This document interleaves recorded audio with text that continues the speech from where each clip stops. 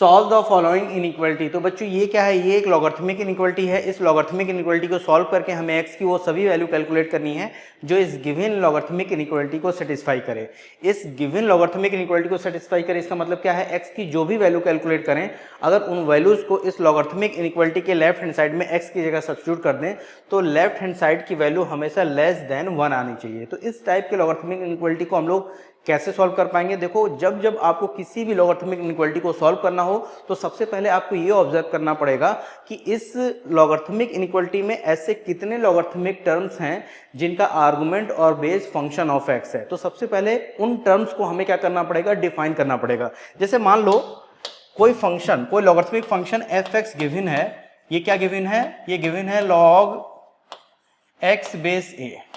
ठीक है, तो अगर इस लॉगरिथमिक फंक्शन को हमें डिफाइन करना है तो हमें क्या लिखना होगा।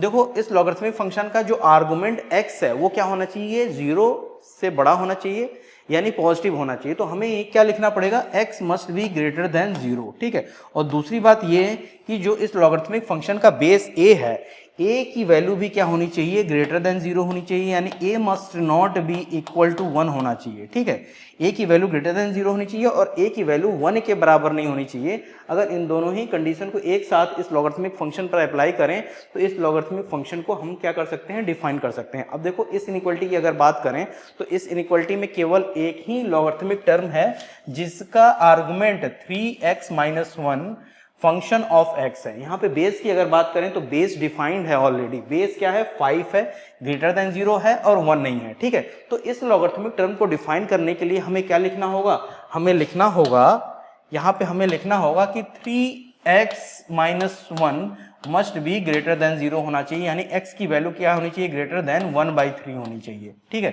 ये इक्वेशन ए से मैं रिप्रेजेंट कर दूंगा इसको। ठीक, अब देखो इस लॉगरिथमिक इनइक्वालिटी को मैं कैसे लिखूंगा, इसको मैं लिखूंगा log 3x - 1 base 5 is less than. अब देखो 1 को मैं, यहां पे 1 है, 1 को मैं ये लिख सकता हूं या नहीं, log 5 बेस 5।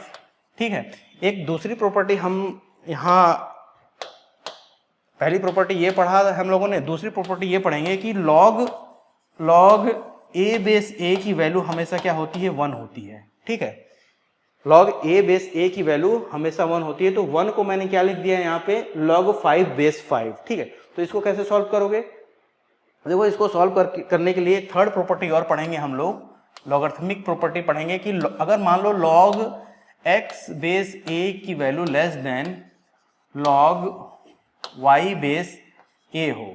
ठीक है, तो this implies that x must be less than y। ये कब होगा, जब a की वैल्यू ग्रेटर देन 1 होगी। ठीक है, and this implies that x is greater than y।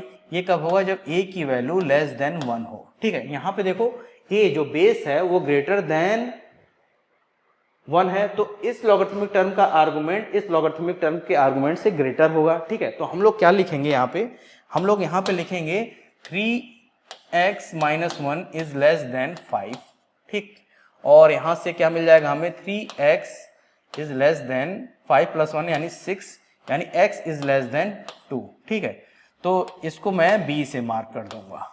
ठीक, अब a और b का अगर हम लोग इंटरसेक्शन ले लें तो x की वो सभी वैल्यूज हमें मिल जाएंगी जो इस लॉगरिथमिक इनइक्वालिटी को सेटिस्फाई करेंगी और वही क्या होगा, हमारा सॉल्यूशन होगा। ठीक है, तो इंटरसेक्शन अगर हम लोग लें तो इंटरसेक्शन कैसे लेंगे, देखो 1/3 यहां पे आएगा कुछ और 2 कहां पे आएगा, 2 यहां पे आएगा। फर्स्ट से क्या है, x इज ग्रेटर देन 1/3। ध्यान रखना x की वैल्यू 1/3 नहीं है, 1/3 से ग्रेटर है, यानी 1/3 पे ओपन इंटरवल हमें लगाना पड़ेगा।